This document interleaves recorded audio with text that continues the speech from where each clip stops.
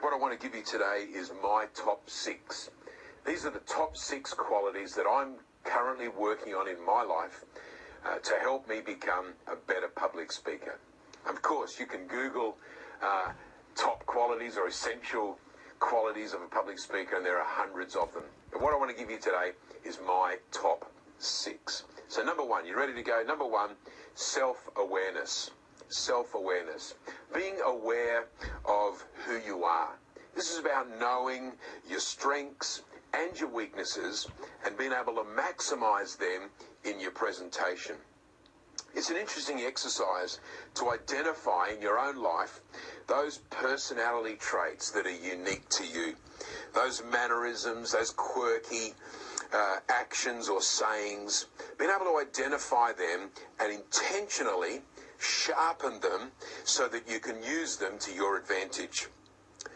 Now, the truth is we all have strengths and we all have weaknesses, or growth areas if you like to call them that we can take advantage of, that will enhance our speaking and our presentations.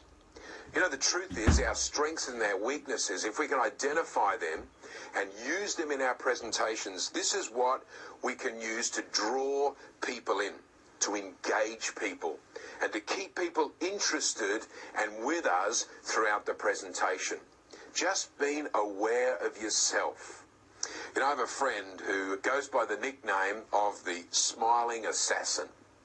That's because he has a killer smile. The Smiling Assassin. He has a smile that lights up a room. It's not a fake smile. It's not a mask. It's not something that he puts on. It's actually his normal disposition. In fact, it's his relaxed face. You know, when he speaks, he can hit home runs. He can nail truth to your mast.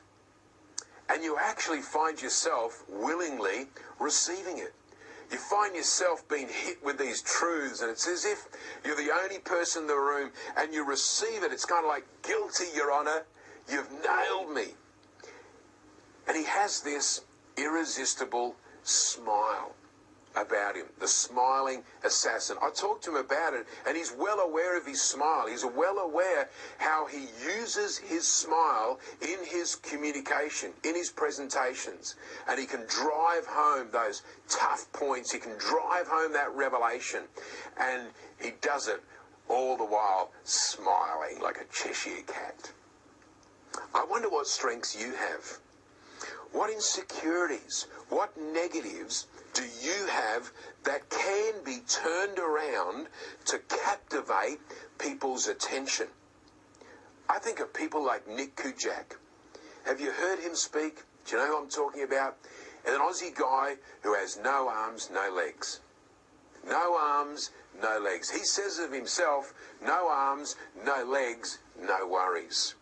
You know, some would say he has such severe disability, such severe limitations, yet he's been able to take him as he is, no arms, no legs, and be such a captivating speaker. He's able to use the fact he's got no arms and no legs in his presentation. That which others think is a negative, a disability, a limitation, and he's actually using those aspects of who he is in his presentation. He's well aware he's got no arms, no legs. He sits there on that table, he's got a little stump about an inch long, and he can flick tennis balls with it and engage people. Your negatives, your disabilities, your strengths, they can be used in order to engage people. It's about being aware of yourself and taking advantage. I wonder, what have you got that you can use? You know, an interesting exercise is to ask other people, what is it that I've got? What do you see in me that I can use when I speak in my presentations? You know, we can spend a lot of time trying to copy other people's strengths.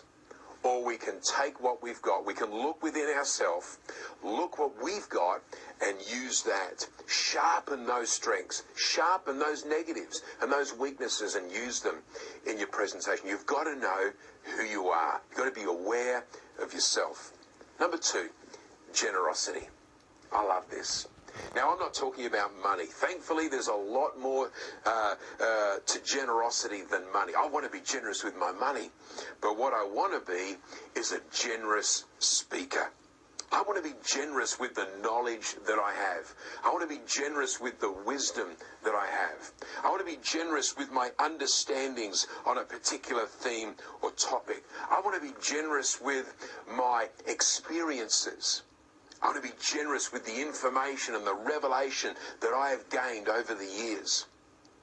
You know, no matter what the occasion is, whether I'm preaching, teaching, whether I'm emceeing a meeting, whether I'm sharing a testimony, I'm in the baptismal font, it's a baby dedication, whatever the occasion, I want to be a generous speaker. I want to give people my best. I don't want to hold back or shortchange people.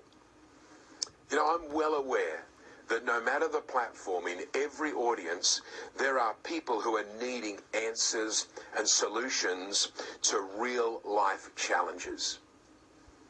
There are people in a meeting that are facing relational breakdown, separation, divorce.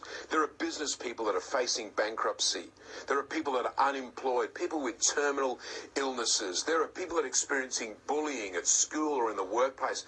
And they're in that meeting and I'm speaking and they're looking for answers. They're looking for revelation. They're looking for truth. And I think it's becoming of me to give them my best. Give them the information that they need. I want to be generous. I want to equip people, empower them, inform them, and give them every opportunity to process their circumstances with the truth and the wisdom that I can give them. Listen to Proverbs chapter 11 for a moment. Let me read it to you. Proverbs 11:24 through to verse 26. This is what it says about generosity. It says, one man gives freely, yet gains even more. Another withholds unduly, but comes to poverty. A generous man will prosper. He who refreshes others will himself be refreshed.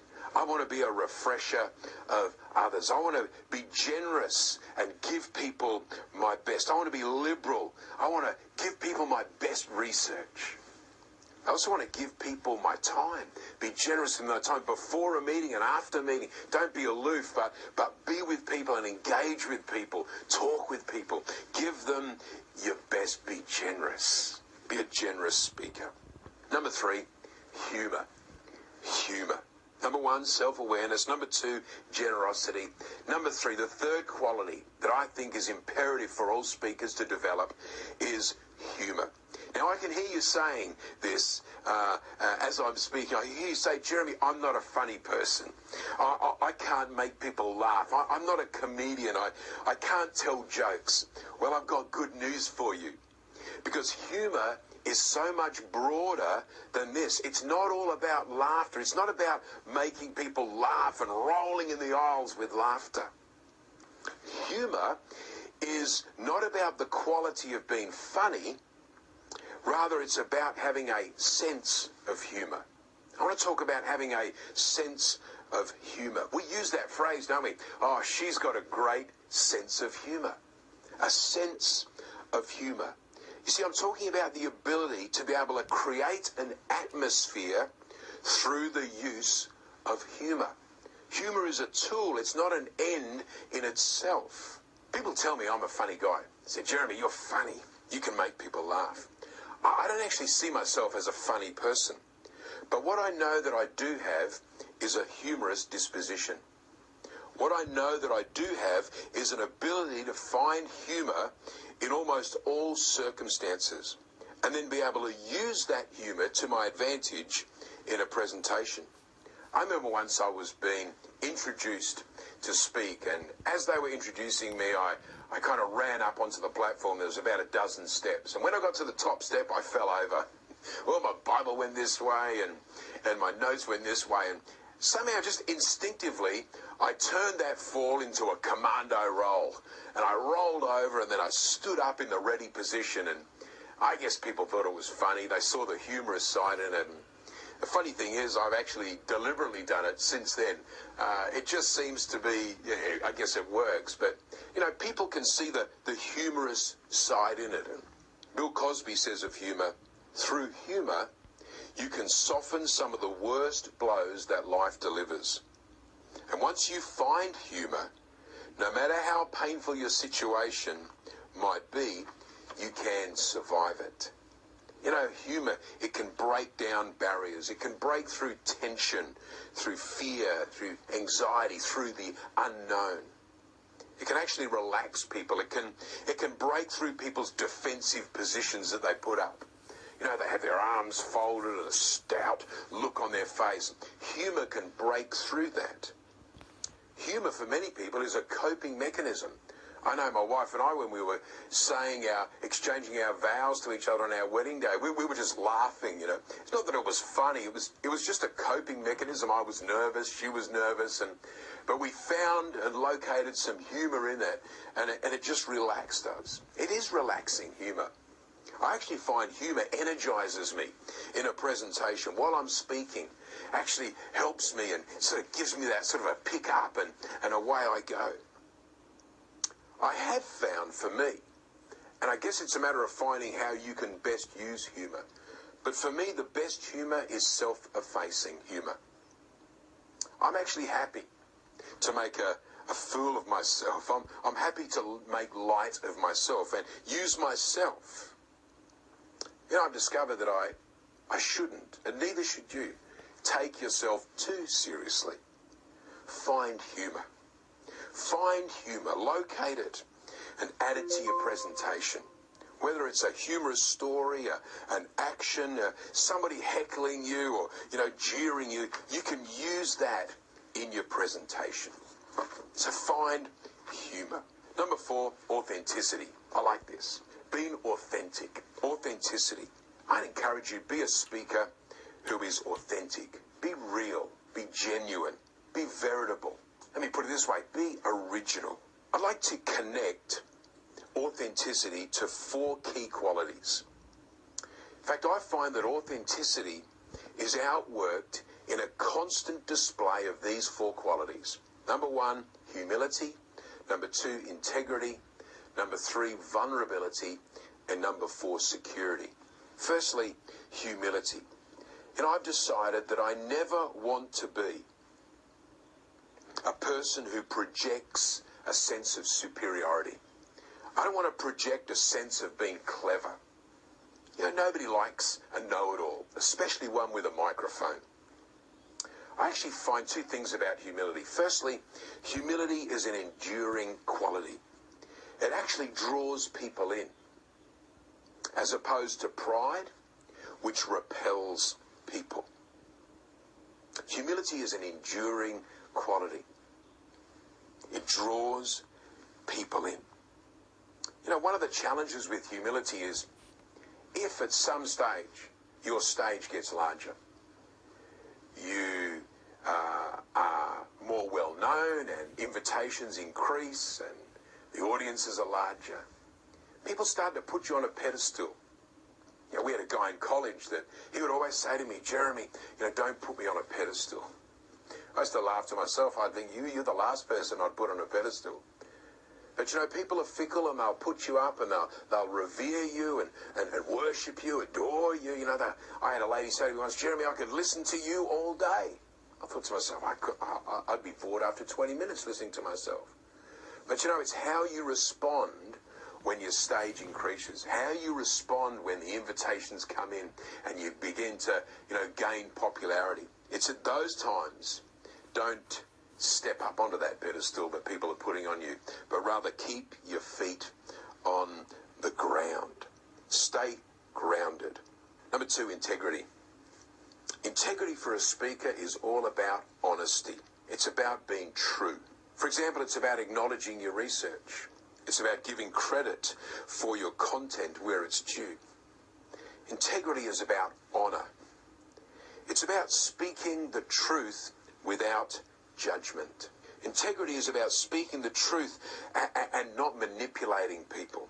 It's about speaking the truth without any hidden agendas or ulterior motives. I encourage you in the terms of integrity to speak honestly, without enlargement. You don't have to enlarge and embellish fact or truth. It can speak for itself. You know, we've all heard those stories of fishermen who caught that fish. And every time they tell that story, you should have seen the size of that fish. And that fish just grew and grew and grew in size. Be a person of integrity. Speak the truth. Number 3, vulnerability. I'd encourage you to be transparent and be open. Share personal stories. You know, the thing I've noticed about personal stories is that they communicate humanity. People love to hear personal stories. In fact, I've discovered people actually engage with my mistakes. They engage with my shortcomings. Now, I don't think we need to overplay them, but I think vulnerability, it creates relatability. I remember I took on a position as an assistant pastor in a church, and I remember preaching my first sermon, first Sunday I was there. And I guess I deliberately told more stories than what I usually tell. I wanted to give some people some insight into who I was and my family, my wife and kids. But I remember that week I was sitting with the senior pastor, and he said to me, "Jeremy, it was a great message, but you told too many stories." He said, "You don't have to share personal stories." He'd been in the church for 20 years. He said, "I've never preached personal stories. I keep a distance from people," he said. He said, "You don't want to let people know too much." I just thought, it didn't really sit with me. I've since discovered that being vulnerable and being open and being real with people, again, it draws people in. They feel as though they can relate to you as a person, not just as a speaker, but as a person. Number 4, security. Authentic. Being authentic is being secure in who you are. Now, I find it can be very off-putting when a speaker parades his or her insecurities. People soon lose respect if you're all the time communicating failure or mistakes. I never buy into... Have you ever heard people, they'll get up after someone else has spoken and they'll say something like, "Wow, that's a hard act to follow." Yeah, I'd never say that, because actually nobody is expecting you to measure up to somebody else. I love the Bible when it says your gift makes room for you. Your gift will make room for you. Don't compare yourself to somebody else. Be secure in who you are. Number 5 and 6 I'm going to put together. Number 5 and 6, what do we have? Self-awareness. Number 1, we have generosity, a sense of humour, authenticity. Numbers 5 and 6, inspiration and knowledge. I'm going to put those two together. You know, Proverbs 19 verse 2 says this: "It is not good to have zeal or passion, enthusiasm, inspiration without knowledge." It's not good to have zeal without knowledge, nor to be hasty and miss the way. I think it should be a criminal offence to be boring, to be a boring speaker. You should be locked up and never given a microphone again. I think it's imperative that when we speak, we inspire people. People deserve to be spoken to by someone who is passionate and enthusiastic and inspirational. We ought to inspire people to action, inspire people to respond and to make change. I think we have to be inspiring. We have to be creative and take initiative and be willing to take your subject matter and add inspiring stories and songs and dance and add the arts to your presentation. Add zeal to your public speaking. But of course, marry that with knowledge. Be well researched. Be well read. Listen and inquire for yourself truth and wisdom and understanding, so that when you present well thought through truths, accurately, with relevance and integrity. There's a scripture in Hosea chapter 4 verse 6 that says, "My people are dying for a lack of knowledge." Now, when I speak about knowledge, I'm not speaking about opinions. Opinions are as numerous as the sand at the beach. Everybody's got an opinion. Opinions don't change lives. Truth and knowledge is life-changing, especially when it's communicated in an inspiring way. So my top 6: awareness. Be aware of who you are, your strengths and your weaknesses. Sharpen them. Use them in your presentation. Humour. Have a sense of humour. Locate humour. Authenticity. Be real. Be genuine. Be original. Generosity. Be a generous speaker. And then 5 and 6, be inspiring. Be a person who communicates knowledge.